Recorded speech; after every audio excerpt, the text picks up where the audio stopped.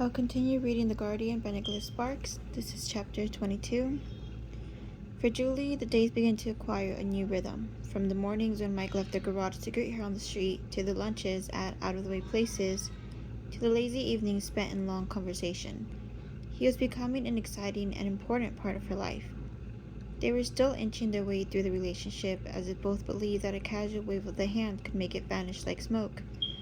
Mike hadn't spent the night at Julie's. Julie hadn't spent the night at Mike's. And though there were a couple of nights when the opportunity had presented itself, neither seemed ready. Walking Singer one day after work, Julie acknowledged that it was just a matter of time. It was Thursday, 2 weeks after they'd first gone out, and more important, a week and a half after the third date, which was, according to the magazines, the magic number when it came to twisting the night away. They'd passed that marker without acknowledging it, but that didn't surprise her.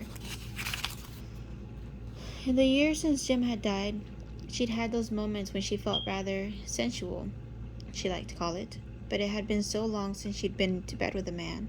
She'd sort of come to accept celibacy as a permanent way of life. She'd even forgotten what it was like to want something like that, but lo and behold, the old hormones had kicked in big time lately, and there were moments when she found herself fantasizing about Mike. Not that she was ready to pounce on him without warning. No, that would probably send Mike's ticker into spasms. Anyway, she'd no doubt be as terrified as he was. If kissing him the first time had been nerve-wracking, what in the world was the next step going to be like? Oh, she imagined herself saying as she stood in front of him in the bedroom, "These wedges? Sorry, but you know we've been eating out a lot lately. Just dim the light, sweetie." It was possible that the whole thing might end up a fiasco, complete with jabbing elbows and bumping heads and disappointment in the end. And then what would happen? Sex wasn't the most important thing in a relationship, but it sure wasn't number 3 or 4 either. She figured that when it came right down to it, the stress associated with their first time together was going to make it nearly impossible to enjoy. Should I do this? Should I whisper that? It's like going on a game show with impossible questions, she thought, only the contestants have to be naked. Okay, she chided herself, so maybe I am worrying about it too much. But that's what happens when you've been with only one person in your entire life, and that was the guy you'd been married to. This was a payback, she supposed, for leading a fairly tame life, and to be honest, she didn't want to think about it anymore. A walk with Singer was supposed to be relaxing, not a cause for clammy hands. Up ahead, Singer wandered into the wooded lots that stretched to the Intercoastal Waterway, and Julie spotted the path most of the realtors had been using. A month ago, signs had sprouted up all the way to the water, and she'd seen orange plastic strips marking where they intended to put the road. In a couple of years, she'd have a neighborhood, which, though nice in the way of property values, was kind of a bummer too. She liked the feeling of privacy the lots provided, and it was great for Singer. She really didn't want to have to start following him around with a pooper scooper, so as not to sully the newly sodded lawns. The very thought nauseated her, and she couldn't face the looks that Singer would give her. She had no doubt he'd understand what was going on. After the first few times he'd stare at her before turning his nose, thinking something along the lines of, "I did my business by the tree. Do be a darling and clean that up for me, will you?" No way, she thought. There wasn't a chance she'd put up with that. She walked for 15 minutes before she reached the water and sat for a little while on a stump, watching the boats as they floated past. She couldn't see Singer, but knew he was nearby. He'd come to check periodically to make sure she was following him. He was protective of her, just like Mike in his own way. Mike and her together. Really together. A moment later, Julie found her thoughts right back where she started, clammy hands and all. As she approached the house an hour later, she heard the phone ringing. Hurrying inside, she let the screen door close with a bang behind her. Probably Emma, she thought. Emma had been calling a lot lately. She loved what was happening with Mike and couldn't wait to talk about it, and to be honest, Julie kind of liked talking about it too. Just for perspective, of course. She put the receiver to her ear. "Hello?" There was no reply on the other end, though it seemed the line was still open. "Hello," she said again. Nothing. Julie put the phone back in its cradle and went to let Singer in. In her haste, she slammed the door on his face, but as soon as she reached the door, the phone rang again, and she went through the same routine. Again there was silence on the other end, only this time before she lowered the phone, she thought she heard a faint click as the caller hung up. "So how are things going with Julie?" Henry asked. "Good," Mike answered, his head buried beneath the hood. Over the past week he hadn't said much about it to his brother, simply because he hadn't had the time. With summer coming, air conditioners were going on the blink as fast as they were being switched on, yet people were rolling into the garage with dirty rings on the collars of their shirts. Besides, it was so much fun having information Henry wanted and not sharing it. Kind of made him feel he had the upper hand for once. Henry regarded him. "Based on how much you've been seeing her, I'd hope they're going better than that." "You know how it is," Mike said, continuing to work. He reached for his socket wrench and began trying to loosen the bolts that held the compressor in place. "Actually, I don't." "Yeah, I know. Like I said, it's going good. Can you hand me a rag? My hands are kind of slick." Henry passed it over. "So I heard you made her dinner at your place a little bit ago." "Yep," Mike said. And, and, and what? What happened?" "She liked it." "That's it?" "What do you want me to say, Henry?" "How do you think she feels about you?" "I think she likes me." Henry brought his hands together. "Now that we're getting somewhere. You think she likes you, huh?" Mike took an extra few seconds to answer, knowing Henry wanted details. "Yep." Under the hood, he smiled, thinking, "This is great." Henry said. "Oh, this guy thinks he's so slick, but there's more than one way to get answers." "Well, listen, I was wondering if you two would like to head out on the boat next weekend with Emma and me." "Next weekend?" "Yeah, I figure we'll do a little fishing, have a few beers. It'll be fun." "I think we might be able to work that out." Henry raised his eyebrows. "Little brother thinks he's a big shot now," he thought. "Funny what getting a girlfriend will do." "Try not to sound so thrilled," he grumbled. "Hey, don't get all flustered. I'm just meant that I had to check with Julie first." "Oh," Henry said. "That makes sense." And unfortunately, he thought it did. Henry stood beside Mike for another minute, but Mike didn't so much as bother to pull his head out of the car. Finally, Henry turned and headed to his office, thinking, "Okay, Mike, you're in for it now. All I wanted was a little info, but no, you had to play the strong, silent type." The only problem was, even after 20 minutes, he couldn't think of anything he could do. He loved a good stinger, but fair was fair, and he wasn't about to ruin things for his little brother. "I may be a weak man," he thought, "but I'm not a mean one." "I'm telling you, you're practically glowing these days," Mabel said. "I am not. I've just been in the sun lately," Julie answered. They were in the salon enjoying a lull between clients. Andrea was cutting hair her station and carrying on a conversation about politics that was doomed as soon as she mentioned that she liked the current governor because his hair looked nicer than the other guy's. The other guy she was referring to seemed irrelevant to her client. He hadn't come for the conversation anyway. "It ain't the sun I'm talking about, and you know it." Julie reached for the broom and began sweeping the floor around her chair. "Yes, Mabel, I know. You aren't exactly the most subtle person I've ever met." "Why be subtle? It's so much easier just to come out with it." "For you, maybe. We mortals are sometimes plagued by things like how we might be coming across to other people." "Darling, you can't worry about stuff like that. Life's too short. Besides, you like me, don't you?" "You're one of a kind, that's for sure."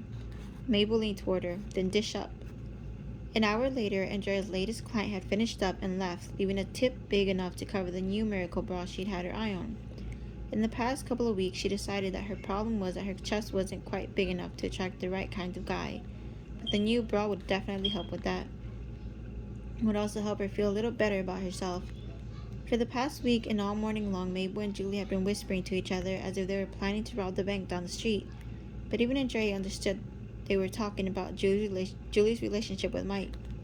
Not that they were willing to share anything other than the basics. So she'd kissed him. What's the big deal? Andrea had been kissing boys since second grade, but Julie seemed to believe the whole thing was as romantic as the movie Pretty Woman. And besides, Andrea thought the thing with Mike was completely ridiculous. Mike or Richard? Come on, she told herself. The choice is obvious, even for a moron. Mike's a nice guy, but he wasn't Richard. Wasn't even close to Richard. Richard had it all, and Mike, the big zip as far as sex appeal went. But Julie was as blind as an albino bat when it came to men. If anything, Andrea thought, Julie should be talking to me. I could give her some serious pointers on how to fix the situation with Richard. Just then the bell on the door jingled and Andrea turned her head thinking, "Well, speak of the devil." For a long moment the salon was silent. Mabel had slipped out for a few minutes and Julie's client was heading out too. Richard held the door for her as she left. He was wearing sunglasses, and when he turned back around, the reflection of her own features when he faced her left Julie with an odd sinking feeling in her stomach. Seeing her sat up on the blanket. "Richard," Julie said. The word came out tentatively. "Hello, Julie. How are you?" There was no reason to be rude, but she didn't feel like exchanging pleasantries either, though she didn't mind bumping into Richard now and then, since it was inevitable in a small town. She wasn't sure she wanted him to keep coming here. It was one thing for the meetings to be accidental. It was completely another to know that she'd continue seeing him regularly. She didn't want to do anything to encourage him. She certainly didn't want a repeat of their meeting at the grocery store. "What's up?" she asked instead. Richard slipped off his sunglasses and smiled. When he spoke, his voice was soft. "I was hoping that you had time to cut my hair. It's about that time again." Wondering if that was his only reason for coming, she scanned her appointment book, already knowing what she'd find. She began shaking her head. "I'm sorry, I don't think I can fit it in. I'm pretty busy today. My next appointment is in a few minutes, and after that I have a color job to do, and they can take a long time." "I guess I should have made an appointment, huh?" he said. "Sometimes I can work people in, but today I just don't have the time." "I see." He glanced away. "Well, since I'm already here, maybe we could set something up. How about Monday?" She flipped the page again, knowing what she'd find. "I'm booked solid then, too. Monday's always busy. That's when the regulars come in." "Tuesday?" This time she didn't need to look. "I'm only working half a day. I've got some things to take care of in the afternoon." Richard closed his eyes slowly, then opened them again as if asking, "So this is how it's going to be, huh?" However, he didn't turn to leave. Sensing the tension between them, Andrea stepped back from her chair. "I can do it, sugar," she said. "I've got a little time." After a moment, Richard took a small step backward, still holding Julie's eyes. "Yeah," he said. "That'll be fine." Andrea tugged at her miniskirt, glanced in the mirror, then led the way. "Come on, sugar, let's go to the back. I need to wash your hair first." "Sure. Thank you, Andrea." She looked over her shoulder at him, giving him her best Christmas smile, thrilled by the way her name sounded on his lips. What was he doing there? Mike asked, as soon as he seen Richard leave the salon. Mike had a tendency to stare in the salon's direction whenever he had a spare minute, if only to imagine what Julie was doing right then. He'd hurried over, and Julie went outside to meet him. He came in for a haircut. "Why?" "Well, that's what we do in a salon." He gave her an impatient glance, and she went on, "Oh, don't make this into something it wasn't. I barely talked to him. Andrea cut his hair, not me." "But he wanted you to do it, right? Even though you broke it off with him?" "That I can't deny. But I think he got the impression that I'd rather not see him anymore, even at work. I wasn't mean about it, but I'm sure he got the message." "Well, good," he said. He paused. "He does realize that you're, seeing me, right?" Instead of answering, she reached for his hand. You're kind of cute when you're jealous." "I'm not jealous." "Of course you are. But don't worry, I think you're cute all the time. See you tonight?" For the first time since he'd spotted Richard, Mike felt himself relax a little. "I'll be there," he said. When Julie went back into the shop a few minutes later, Andrea was already working again, though her face was still flushed from her time with Richard. It was the first time Julie realized that she'd ever seen Andrea look nervous around a man. And good for her. Andrea deserved someone employed for once, though she couldn't imagine her sticking with someone like that for long. Julie had the strange suspicion she'd get bored with it rather quickly. She finished up with her work a little after 5 and began closing up. Andrea had finished up a half hour before and was already gone. Mabel was cleaning up in the back while Julie took care of the reception area, and it was then that she noticed a pair of sunglasses on the counter beside the potted plant. She saw instantly that they were Richard's, and for a second, she considered calling him and letting him know they were here. Then she decided not to. Mabel or Andrea could do it. It was better that way. Julie swung by the grocery store to pick up the makings for dinner and was walking in the front door when she heard the phone ringing. She put the grocery bag on the table and answered. "Hello?" "Hello, Julie," Richard said. His tone was friendly, nonchalant, as if they spoke on the phone every day. "I wasn't sure you'd be in yet, but I'm glad I caught you. I missed not being able to talk to you today." Julie closed her eyes, thinking, not again. Enough is enough already. "Hi, Richard," she said coolly. "How are you?" "I'm fine, thanks." Hearing her tone, he paused on the other end. "You're probably wondering why I'm calling." "Kind of," she said. "Well, I was just wondering if you happened to come across a pair of sunglasses. I think I might have left them in the shop."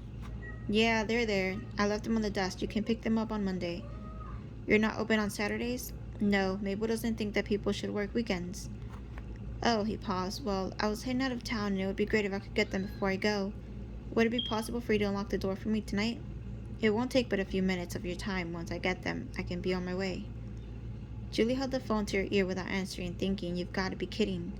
I know you left them on purpose just to have a reason to call. Julie, you there? She exhaled, knowing you could hear it on the other end, but not really caring anymore.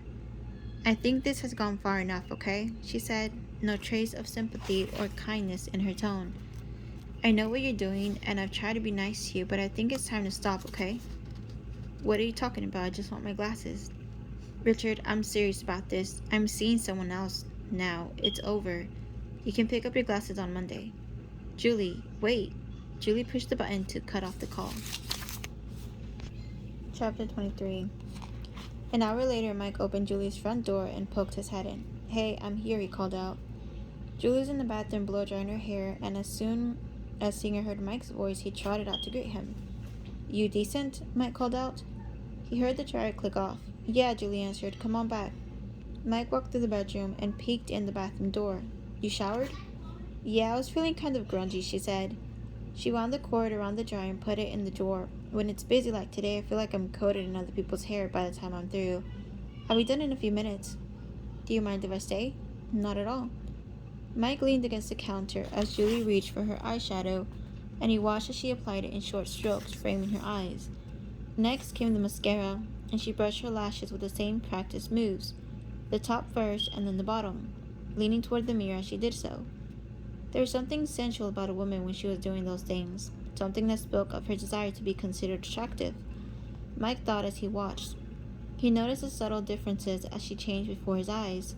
Because they were staying in, this evening's performance was meant just for him, an idea he found undeniably erotic. He knew he was in love with Julie. The past couple of weeks they'd been together made that clear, but it was different from the way he felt before they started dating. She wasn't a fantasy anymore, but something real, something he couldn't imagine living without, and he crossed his arms as if bracing himself against the possibility that all this might still slip away. She put on a pair of earrings, smiling briefly, wondering what he found so interesting, yet feeling warmed by his appreciation nonetheless. She reached for the perfume, spritzing a little on her neck and on her wrist, then rubbed her wrists together, this time holding his gaze.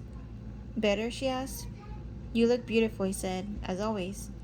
Julie squeezed by Mike on her way out, her body brushing against his, and Mike followed his eyes drawn to the gentle sway of her hips and the smooth curve of her bottom. In bare feet and faded jeans, she seemed a picture of grace, though Mike knew she was moving no differently than she always did. I thought we'd do steaks tonight, she said. Does that sound okay? Sounds great, but I'm not all that hungry yet. I had a late lunch at the garage, but a beer sounds good. Julie reached for a wine glass from the cupboard as she stood on her tiptoes, her blouse lifted enough to show her belly, and Mike turned away, forcing himself to think about baseball. A moment later, standing before him, she held out the glass, and Mike poured the wine, then grabbed the beer for himself. He opened it and took a long drink, then he took another. Do you want to sit outside for a while, she asked. Sure. They went to the porch, and Julie held open the screen door so Singer could head to the yard. Her blouse was sleeveless. Mike noticed the thin muscles of her upper arm and the swell of her chest and couldn't help but imagine what she might look like naked. He closed his eyes and took a deep breath. Please, he thought, don't let me make a fool of myself. Please. He took another long drink, nearly finishing the can. This, he thought, was going to be one hell of a long night. It wasn't nearly as bad as he thought it would be. As usual, they settled into a light-hearted conversation while the evening breeze kicked in. Mike fired up the grill an hour later and cooked the steaks while Julie went inside to throw a salad together. In the kitchen, Julie reflected that Mike had the look of a nymphomaniac who'd been stranded on a desert island for years. The poor guy had been staring at her all night, and though he tried to be circumspect, she knew exactly what he was thinking, because frankly she was thinking the same thing. Her hands were so clammy she could barely hold the vegetables. She diced cucumbers and tomatoes and added them to the bowl, then set the table with her good china and flatware. Standing back to admire the effect, she realized that something was missing. She found 2 candles, put them in the center, and lit them.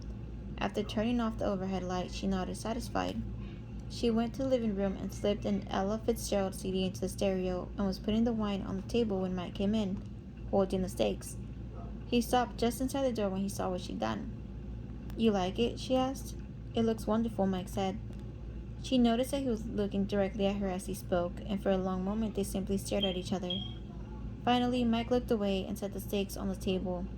Instead of sitting, however, he moved toward Julie, and she felt her stomach tighten.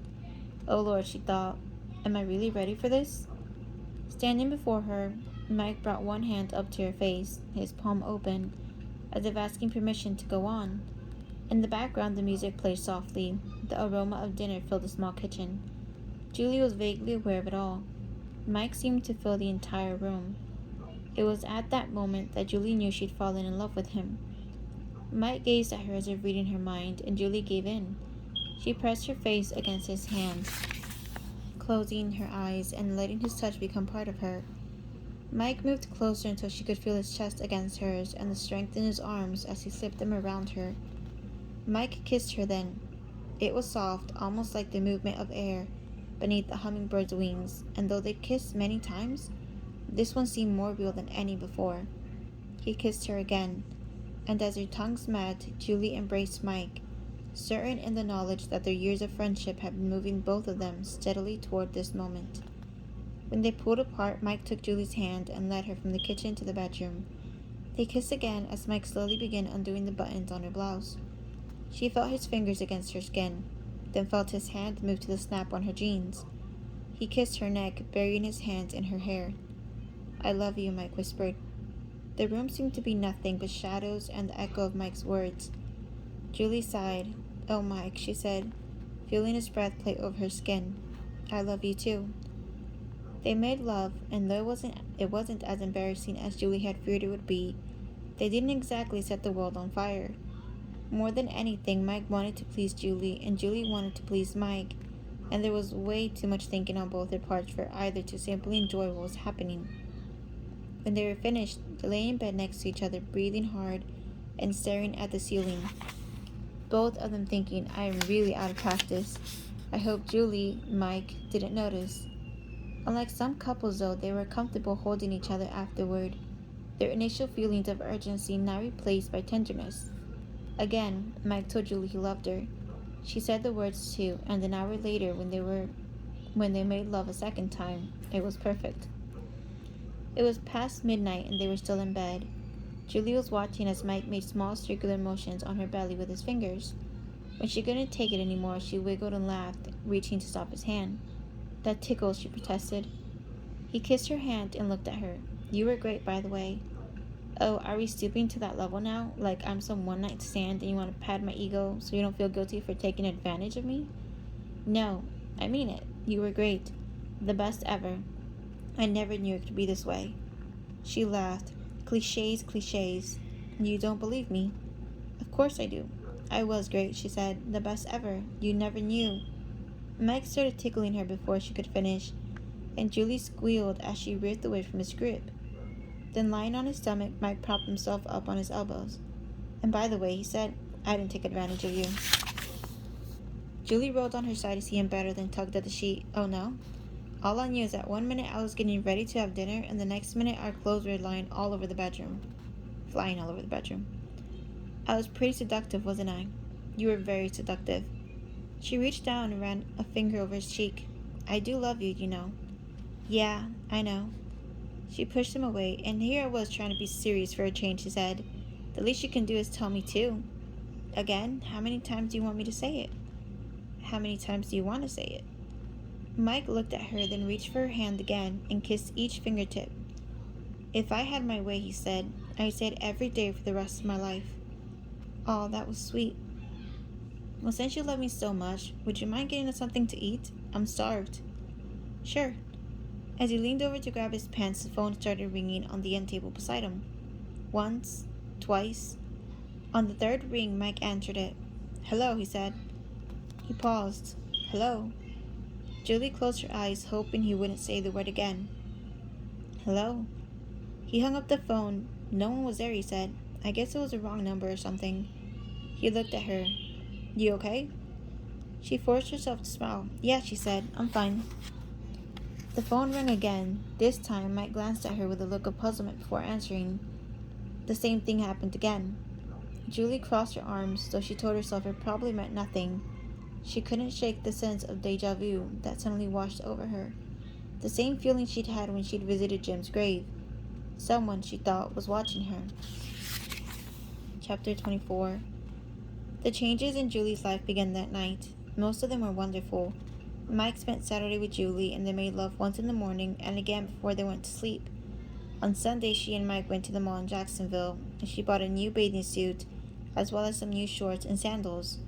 When she modeled the bikini for him after she got home, Mike stared with boggling eyes, then bolted from the couch to chase her. She ran through the house laughing and screaming before Mike caught her in the bedroom. They tumbled to the bed giggling, only to find themselves buried in the sheets a few minutes later. Other than being naked a lot, she was surprised and thankful that making love hadn't altered the friendship between them. Mike still joked and made her laugh. She still teased him. He still held her hand as they watched movies on the couch.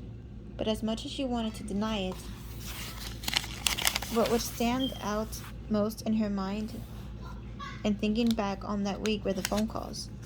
The 2 calls late on Friday night. On Saturday there were 2 more. On Sunday the phone rang 4 times, and on Monday it was 5. But on those 2 days Mike had stepped out of the house for a moment, and she'd been the one to answer. On Tuesday, after she'd gone to bed, Mike had gone back to his place for the night. There were 4 calls before she'd finally unplugged the phone.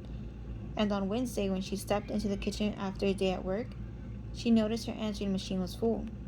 She remembered hitting the button for the first call, then skipping to the next message, then the next, one ring after another.